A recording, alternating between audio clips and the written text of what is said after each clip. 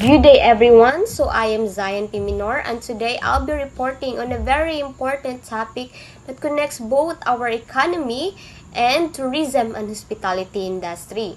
So, did you know that tourism is considered one of the largest industry, contributing trillions of dollars to the global economy?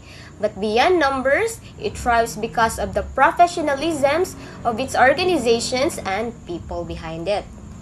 So my report will focus on what is economics and the two types of economics. So first, let's define what is economics.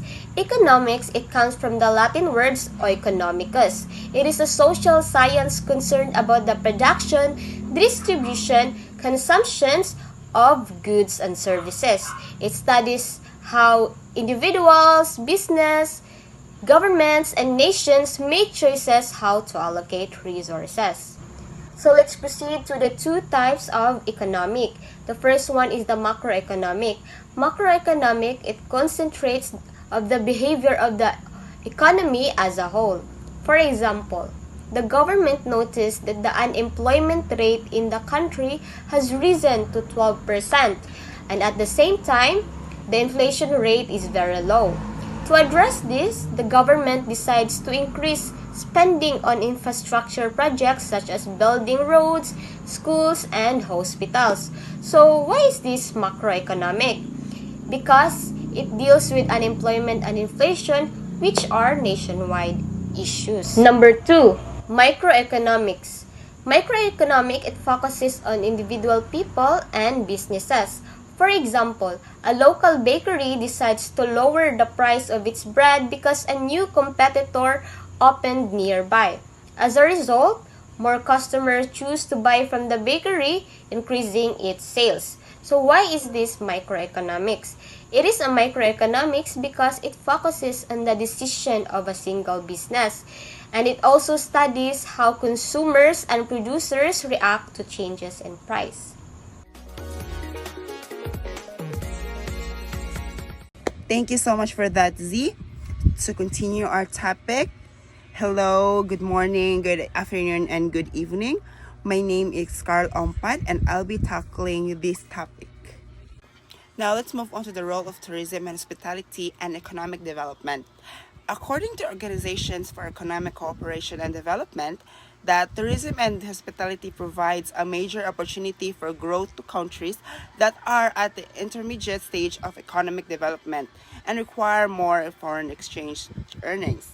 Tourism and hospitality is an invisible export which differs from international trade in many ways.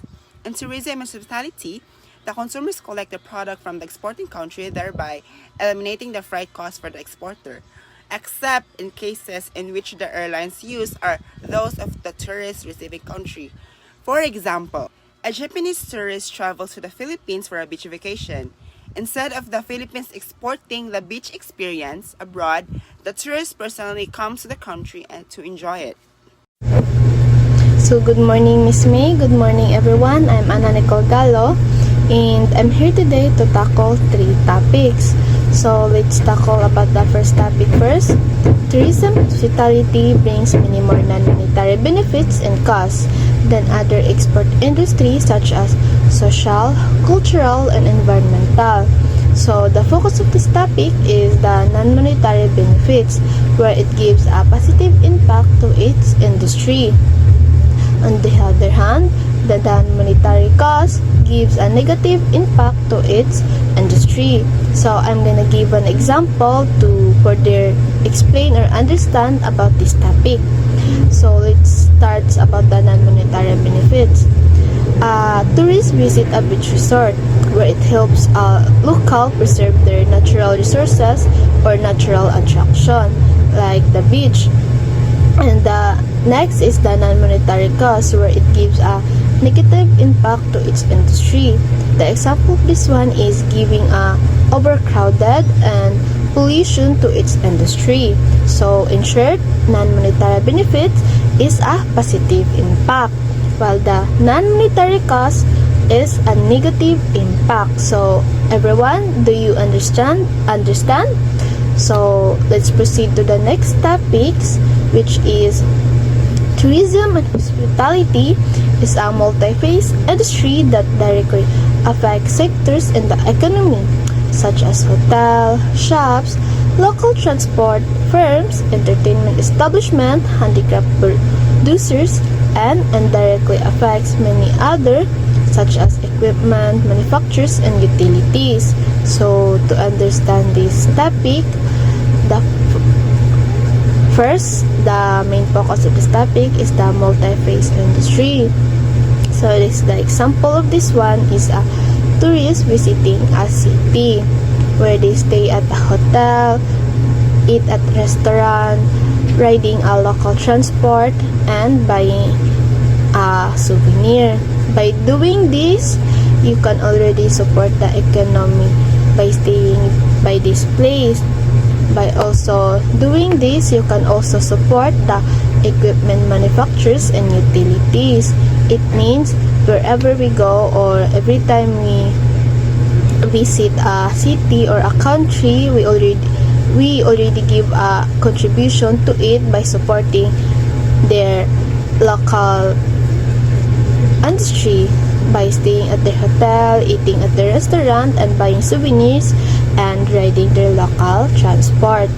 So, in short, wherever we go, we can already give a small or big contribution to their country or city.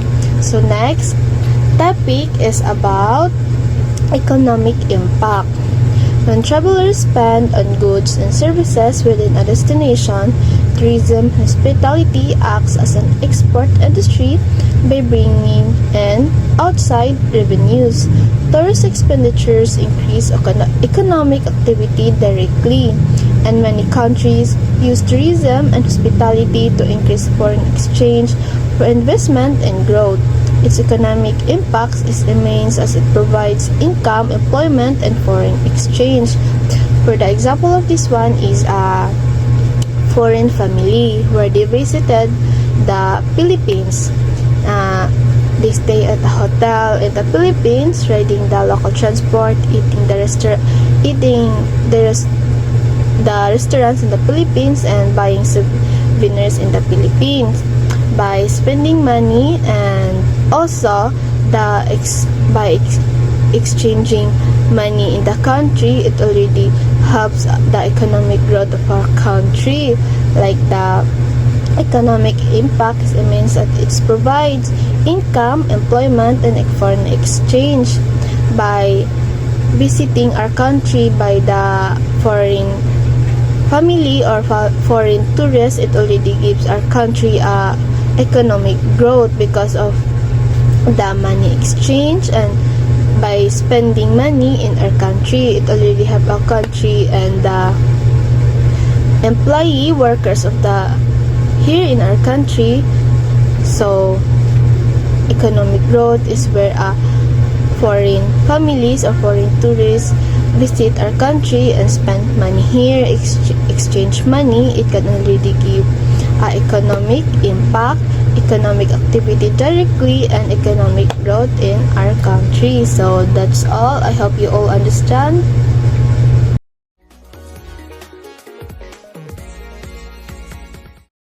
Good afternoon, everyone. I am back again. So I'm going to tackle about the direct and secondary effects. Direct, it means that the income received directly, while indirect or secondary effects, it means that money paid by tourists is just for supplies, services, and other items in producing products both by the tourist.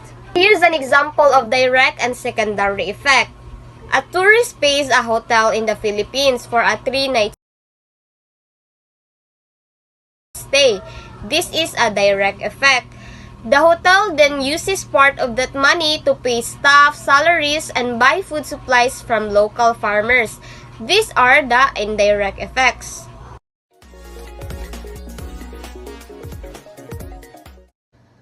Hello everyone, and to Miss May. I am Yuli Ann Mangaran, and this is my topic. Tourism plays a very big role in the economy, but just like anything else, it has good and bad effects. Let's start with the undesirable economic aspects. One problem is higher prices. When there are a lot of tourists, the demand for goods and services increases, and as a result, the prices goes up. This can make it harder for local people to afford basic needs. Another problem is economic instability. Tourism can make the economy unstable because it depends on many factors like the global economy, natural disasters, or even political issues. Price fluctuations, unemployment, or inflation could result from this instability. Now let's talk about how to maximize the economic effect of tourism and hospitality. First is growth theories. These are ideas that explain how tourism can help the economy grow. The first one is balanced growth theory.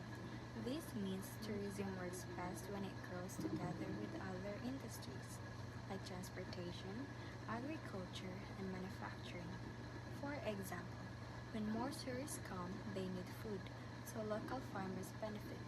And they also need transport, so the driver and airlines earn more.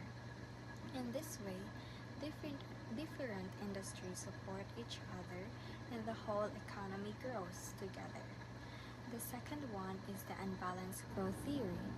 This means tourism alone can be the main driver of the economic growth, even without the full support of other industries at first. For example, when a country focuses on developing beaches, resorts, and hotels, it attracts many tourists. The money they spend later creates opportunities for other business to grow. So, in simple terms, growth theories show us two views. One says tourism needs other industries to grow together, while the other says tourism itself can be the starting point for economic development. Okay, back on how to maximize the economic effect of tourism and hospitality. Second, we need strong economic strategies. This means creating more revenue and job opportunities for people in the region. Governments and businesses can give strategies like giving incentives, encouraging foreign exchange, and promoting local industries to keep money circulating inside the country. Third, there's import substitution. This is about producing goods locally instead of importing them from other countries. For example, instead of importing food or products for tourists, the local community can supply them. This way, the money spent by the tourist stays within the local and supports local businesses. That's all for my part. Thank you. Good day, everyone. I am Christine Joy Lopez Aparesi, and my assigned topic is how to maximize the economic effect of tourism and hospitality. The first one is incentive. In tourism and hospitality means giving companies financial benefits like a lower tax or special tax treatment. For example, a business might pay less income or enjoy factors deduction on the investment. This initiative encourage more investment like hotel, resort, and other tourism services. The fifth one is foreign exchange, means regulating how much foreign money visitors must bring when entering the country. Sometimes tourists need to prove they have enough money for their stay or bring a certain amount of foreign currency. This rule helps avoid financial problems and ensure that visitors contribute to the local economy by spending money on services like hotel, restaurants, and tours. The three international organizations. First one is UNWTO, or the United Nations World Tourism Organization. It's the main global organization focused on travel and tourism. This organization play a big role in helping countries develop tourism because tourism is very important for a country's economy and the culture. Hello everyone, I am Giselle Danao and I will be the one who will be continuing to report the three international organization.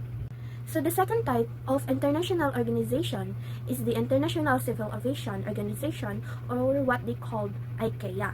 So what is aviation? Aviation, it is everything related to flying aircraft. For example, airplane, helicopters, drone, and etc. So the aviation, it has three types. The first one is civil aviation, the second one is military aviation, and the third one is general aviation. When you say civil aviation, it talks about the passenger planes or the cargo planes. And when you say military aviation, it talks about Air Force planes. And general aviation talks about private planes. So the ICAO only handles civil aviation. So they only handle the public aircraft transportation that people use to travel. Like for example, passenger planes. So let's read the definition of ICAO in our PPT. So the ICAO is an organization of around 134 governments established for the purpose of promoting civil aviation on a worldwide scale. So when you say governments, it talks about country. So governments, country, then imay pagsama, then boom, it's still the same. So when you say governments, it talks about countries. So back then, the ICAO has members of 134 countries. But now, it has 193 countries. For example, the France, the Philippines, Japan, China, or the United States, and etc. That's the members of ICAO. So, the purpose of ICAO is to promote civil aviation on a worldwide scale. So what is the purpose of ICAO? ICAO are the one who was involved to make a rules in aviation. So the purpose of ICAO is to promote civil aviation on a worldwide scale. Means ICAO was created to help airplanes and airlines around the world to operate safely and smoothly. And also, it makes sure that all the countries follow the same rule. So mag-wonder mo no, sa land transportation na ay rules. And also, sa air transportation na apod na mga rules. And ang kinahanglan magisunod na rules muna ang gihimo sa ICAO. And the goal of ICAO is to have a safe, organized, and fair travel for everyone. That's the goal of ICAO. So, in the second sentences, it says that ICAO was established at the Chicago Conference of 1944. The 96 articles of the Chicago Convention established the privilege and restrictions of the members' countries. So during the Chicago Conference in 1944, the all country come together to create the ICAO. So in that hakuan then, they wrote the Chicago Convention, which has 96 articles. The Chicago Convention, it contains the rules that they make, that they wrote on that time. So to summarize it all, the ICAO contains the rules aviation of all the countries. So Chicago Convention, daadiri ang ilahang 96 articles, and nahimo ang ICAO pagka 1944 sa Chicago Conference. So to understand further what is the ICAO, I will give you an example. So example, when a plane from Philippines flies to Japan, both countries follow the same ICAO rules so that the flight is safe and illegal. So the ICAO is like a traffic rule book for the skies so that everyone can fly smoothly and safely. So the third international organization is the International Air Transport Association, or what they called the IATA. So let me share you a brief background of how the IATA was formed. So back when in 1945 in Havana, the IATA was formed right after the ICAO was created. So each country sent a delegation to attend the Chicago Conference. So the delegation, it is the representative. So basically, all the countries are sending a representative to attend the Chicago Conference way back in 1944. And there were also airline operators. And the airline operators was the actual companies that flew planes. For example, the Philippine Airways, the British Airways, or the American Airlines. So that is the airline operators. And these airline operators decided na they should form a organization. And that's where the IATA was created. Back then, there was 112 airlines, but today it has 300 plus airlines. So their objectives are to promote safe, regular and economical air transport, foster air commerce, and study problems connected with the industry. So the IATA serves as the agency through which airlines seek jointly to solve problems that cannot be solved individually. So the IATA was or act as a team leader of all airlines. IATA helps all airlines work together to find a solution. If the airlines has a problem, then the IATA will be sent to make a solution or help the airlines to make a solution. And that's the purpose of IATA. So for example, there are passengers that travel Manila to Singapore and to London. And when they reach to London, their luggage is missing. So without the IATA, there are possible that the airlines have a different luggage system, and with this, the passenger would have to deal separately of their luggage, which can cause delays and confusion. But then there's IATA, so all airlines are IATA members, so they use the same baggage systems and crews, and the passengers can report the lost bags, and the airlines can communicate to each other under the IATA's procedures.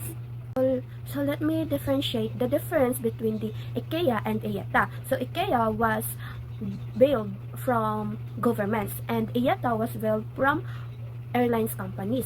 And the IKEA has 193 countries members, while the IATA has 300 plus airlines members.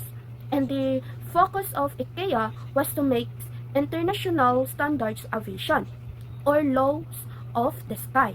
And the IATA helps airlines work together to apply those rules. That's why the IKEA sets the laws and IATA sets the practice. So always remember na IKEA is the rules or the law. And then IATA, sila ang magtupad ato ng mga rules, ang musunod ato ng mga rules. And that's all. Thank you. Good day everyone, I am Charlene Akla. So I will be reporting about two important organizations in tourism. So the first one is the Pacific Asia Travel Association. It's an international organization that was started in Hawaii in 1951. Its main goal is to help improve and promote tourism in the Pacific region, which includes countries like Pakistan, the United States, and Canada. PATA focuses on two important things. So the first one is innovation. Innovation is creating new ideas and ways to make travel easier and more attractive. For example, using mobile apps for booking flights and hotel to make traveling faster and more convenient for tourists. So the second one is the conservation, protecting the environment and culture while developing tourism. For example, ecotourism projects like preserving beaches, forests, or heritage stage so that tourism grow, nature and culture are protected. So the second one is the Asia Pacific Economic Cooperation. It's an organization that also focuses on tourism and economic growth. It recently became an official international government organization. So the main goal of EPEC is to help the countries and Asia Pacific region work together. It does this by coordinating their national economies so that all members countries can be benefit as whole, not just individually. To summarize, the PATA and EPEC are both help improve tourism and cooperation in the Asia Pacific region, making it more sustainable and beneficial for all members countries. So that's all for my topic and thank you. A pleasant afternoon to you everyone. My name is Kimberly Grace Esclamonte and I will be tackling today the roles of national organization. So the national tourism organizations have various roles that support the growth of the tourism industry. So the number one is the planning. It involves attracting investments to improve the tourism infrastructure and planning development projects that will benefit the sector. The number two is employment and training. It focuses on identifying labor needs and creating training programs that will prepare a skilled workforce in the tourism industry. And the number three is coordinating public and private sectors. It facilitates collaboration between the government and private enterprises to ensure that tourism activities are well managed and efficient, and that the industry runs smoothly in a mixed economic environment. The next one is National Tourism Office, or NTO. It is the key government body responsible for promoting tourism within a specific country. Its role includes creating awareness about tourist destinations, handling marketing and promotional campaigns, and supporting the overall development of the tourism industry. The NTO works to improve a country's tourism offerings, ensuring it attracts both local and international tourists. Then we have the Department of Tourism in the Philippines, which is the DOT. It is the Philippines' crucial role in developing and promoting tourism as a major socio-economic activity. Its mission includes generating revenue, encouraging local and international tourists to visit the Philippines, creating jobs, and ensuring a positive experience for all visitors. It is responsible for developing strategies to sustain tourism, including improving infrastructure and ensuring safety for the tourists. Hi everyone! So for today I will discuss to you about the 5 agencies that helps the Department of Tourism, or the DOT, in the Philippines.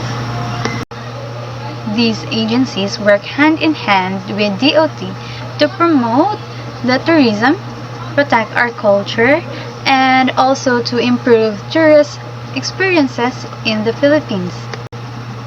So why does the DOT have 5 agencies?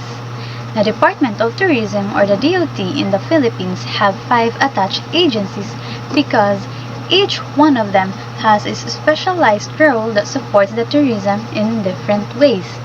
The tourism industry is a very broad industry. It doesn't just involve promoting places, but also including building facilities, regulating businesses, managing heritage sites, and even providing services to specific groups. So the first of the 5 agencies that help DOT is the Tourism Infrastructure and Enterprise Zone Authority, or the TIEZA. Tourism Infrastructure and Enterprise Zone Authority, or TIEZA, is also known as the PTA, or Philippine Tourism Authority.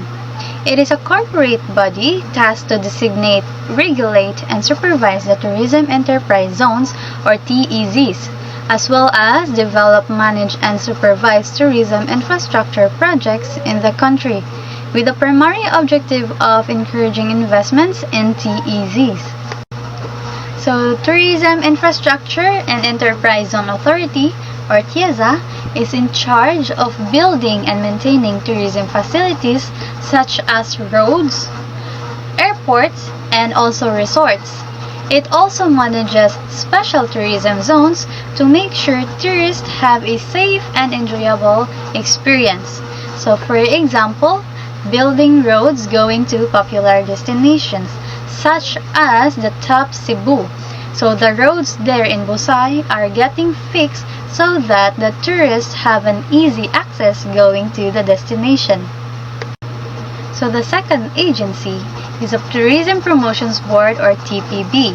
The TPB shall be responsible for marketing and promoting the Philippines domestically and internationally as a major global tourism destination, highlighting the uniqueness and assisting the development of its tourism products and services with the end in view of increasing tourist arrivals and tourism investment. Specifically, it shall market the Philippines as a major convention destination in Asia. So Tourism Promotions Board is focusing on promoting the Philippines both locally and internationally. They handle campaigns and events that encourage more tourists to visit our country. So for example, one of their projects is the slogan, which is it's more fun in the Philippines. Yes, the Tourism Promotions Board made that slogan and it's very catchy. So that's it for my part about why the Department of Tourism have different agencies and also the important roles of TIAZA in building infrastructure and TPB in promoting our country to tourists. Thank you! Intramuros Administration or AI.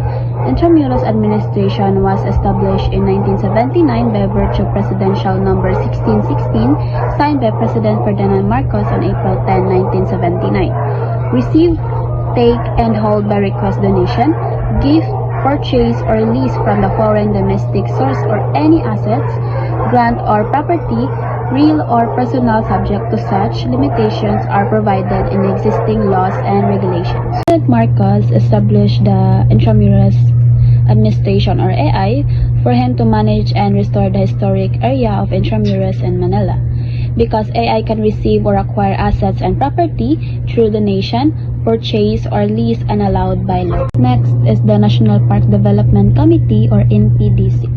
The National Park Development Committee is a government agency that is tasked to oversee the national parks in the Philippines. It was established primarily for the purpose of developing and maintaining national parks, especially the Rizal Park o Luneta Park, Paco Park, the Pook in Manila Makiling, and Burnham Park. The National Park Development Committee this agency is responsible for developing and maintaining major national park here in the Philippines, like Rizal Park, Paco Park, Maria Makiling, and Burnham Park. So hi guys, this is me. I am Shane Silvano reporting. So, in continuation with the Justice Report, one of the 5 agencies that helps DOT or the Department of Tourism is the NPF or the Nayong Filipino Foundation. So NPF, it was established in 1969 through the Presidential Decree number 37 under the President of Ferdinand Marcos. NPF was also a government-owned institution under the Department of Tourism. So the NPF, its main purpose is to preserve and promote Filipino culture, history, and traditions by managing cultural parks, museums, and do some research on our heritage and our environment also. So NPF, this is the only tourist complex showcasing the mainly primary attractions and scenic places in the Philippines. Okay, so the last one of the agencies that helps DOT is the DFPC or the Duty Free Philippines Corporation. So this corporation is a government-owned also and controlled corporations, and it was created in 1987 through the Executive Order number 46 under the President of Corazon Aquino. So, this organization operates under the Department of Tourism, of course, and the FPC, its main duty is to operate and manage duty and tax-free retail stores in the Philippines. What do you mean by duty and tax-free stores? So, it means selling goods to international travelers without collecting certification, local or international taxes and duties, as the goods are intended to be taken out of the country. Moreover, it is mainly serve international travelers, balikbayans, and overseas Filipino workers, offering imported and local products that competitive tax-free prices. In short, the FPC is not just about retail businesses, but it is also a partner in promoting Philippine tourism while providing a special service to Filipinos and travelers, like international travelers. Okay, so let's put it on to the next topic, which is my last part, and which is the Professional Tourism and Hospitality Organization. So, from the word itself, professional means mga bigat na jud, right? And rather mga big organization na jud, and under it is under tourism and hospitality organization. So what is professional tourism and hospitality organization? So it is an organizations or an associations is it is typically founded and funded by businesses that operates in a specific industry. Their goal is to simply to support professional, improve quality of service, and help industry grow. And they also do offering trainings, seminars, and networking opportunities. And also by setting standards that the members should follow. And so that would be all for my part. So to broaden this topic and for you to understand deeper, let us welcome the next reporter, which she will gonna tackle about more organization under this one, like more organization about this one. So again, this is me. I am Shane Silvano reporting, and thank you. So good afternoon everyone, my name is Yvonne Faith A. Amba, and now I will be tackling the professional tourism and hospitality organizations. So there are 4 types of professional tourism and hospitality organizations, but I'm going to tackle the 2 types only, which is the Philippine Travel Agencies Associations or PTAA and the Hotel and Restaurant Associations of the Philippines or HRAP. So let's tackle first the Philippine Travel Agencies Association or PTAA. So the Philippine Travel Agencies Association or PTAA is a cornerstone of the country's travel industry. So, serving as a unified voice for both outbound travel agencies and inbound tour operators since its establishment in 1979. So the origins and purpose of the Philippine Travel Agencies Association is to bridge the gap between 2 key players in travel, which is the outbound agencies and inbound operators. So outbound agencies they are helping Filipinos travel abroad, while inbound operators assisting foreign tourists visiting the Philippines. By uniting these groups, the PTAA fosters collaboration and ensure the industry grows cohesively. So the association focuses on unity, advocacy, and public welfare. Unity is strengthening ties among members to avoid fragmentation, while the advocacy addressing industry challenges and regulations of tourism or policies, while the public welfare ensuring travelers receive reliable services and fair treatment. So in short, PTAA isn't just an association. It's a guardian of travel excellence in the Philippines, ensuring smooth journeys for tourists and sustainable growth for the industry, whether you're a traveler or a business. So PTAA's work touches your experiences in ways you might not even notice.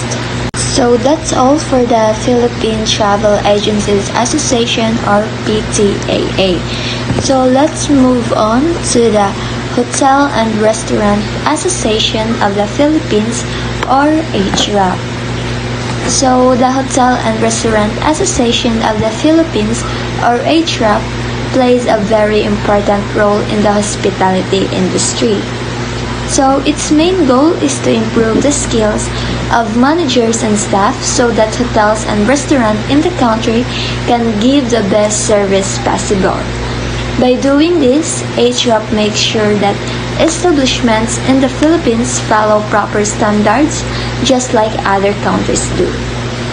So to achieve this, HRAP organizes many seminars, workshops, and conventions where people can learn new knowledge, share experiences, and discover the latest trends in the industry. So these activities are held both in local areas and nationwide, which means many people in the industry can benefit. So what I see is that HRAP as a big support system that helps prepare future professionals in hospitality. So it shows that importance of continuous learning and adapting to changes. This also inspires us, the younger generations, to value training, skill development, and high standards in order to succeed in the global hospitality field. Council of Hotel and Restaurant Educators of the Philippines, or COREP.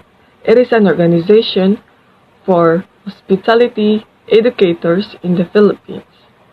What does COREP do? COREP has yearly meetings, training events, and share news through a newspaper. They also help the community. They focus on being the best in hotel and restaurant education, staying updated and working with others, and following rules. COREP helps students get ready for hotel jobs, recognize the skills, and work with parents, schools, and businesses. They also promote honesty and support teachers' growth. Dr. Mark Irvin Salis is the president of COREP. He helps checks and approve schools and training programs. Dr. Salis speaks at events and help with research. Association of Administrators in Hospitality, Hotel and Restaurant Management, Educational Institutions. It is an organization focused on enhancing hospitality education in the Philippines. This organization began with a meeting of 22 deans and faculty members. It has now grown to include over 3,470 individual and institutional members. The organization was founded when Mrs. Sylvia S. Ama saw the need for an organization to address the concerns of hotel and restaurant management related courses. And this organization's mission aims to support CHED, TESDA, DOT, and other agencies to improve hospitality education. It also seeks to create international connections to gain recognition for Philippine hospitality and tourism education. And their vision is to foster leadership excellence among educators and practitioners to ensure quality education for all stakeholders. This organization aims to establish connections between schools nationwide, initiate programs for the development of administrators, faculty, practitioners, and students, and prepare faculty members for leadership roles. They also assist government agencies in implementing programs and guidelines affecting hospitality, education, and industry, and foster camaraderie among administrators, faculty, and industry practitioners. Good evening, everyone. My name is Remel J. Calvano, and we are the group 2. And I'm the one who discussing the vision, mission, and objectives of the Team Educators and Movers Philippines. First of all, I'm discussing the vision. Team Philippines, founded by Mr. Robert Lim Joseph, and envisions to become a leading and productive organization that fosters full partnership between industry and the academy that will lead to the rapid growth and domestic global tourism and hospitality industry. This is the vision of the Team Philippines rather, founded by Robert Lim Joseph. To become leading, the main goal of the Team Philippines to become leading and a productive organization that fosters strong partnership between an industry or tourism industry, and also the growth of the organization or the Team Philippines. As much as possible, there's a process that the tourism and hospitality industry are there are growth and and also I'm the one who discussed the mission of the team policeman. First of all, I'm read the let me read the mission. Commits itself to provide the necessary assistance, training, and service to a higher education institution offering tourism and hospitality management and programs for the growth and career development of the faculty and students in order for them to become professionally competent, intellectually competitive, and socially responsible persons. The mission of the Team Philippines is also to provide the necessary assistance, training, and service to the higher education institutions. This is the time nga mutabang bitaw ang Team Philippines sa pag-growth or hatag og assistance sa mga students or faculty, sa mga educator nga muhatag para maka-growth sa atong industry, which is the tourism and hospitality industry.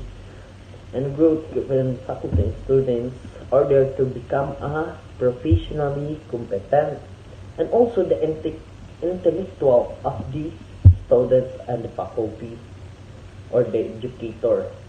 As much they are competitive and socially responsible person. And also I'm the one who discussed and also we have the objectives of the team policy.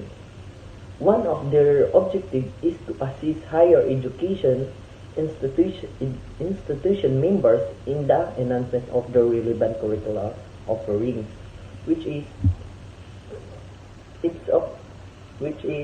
they are assisting the education institution members the enhancement of relevant curricular offerings. They are giving assistance nin matag sila kuan sa mga institution para makatabang sa usa ka school or other organization.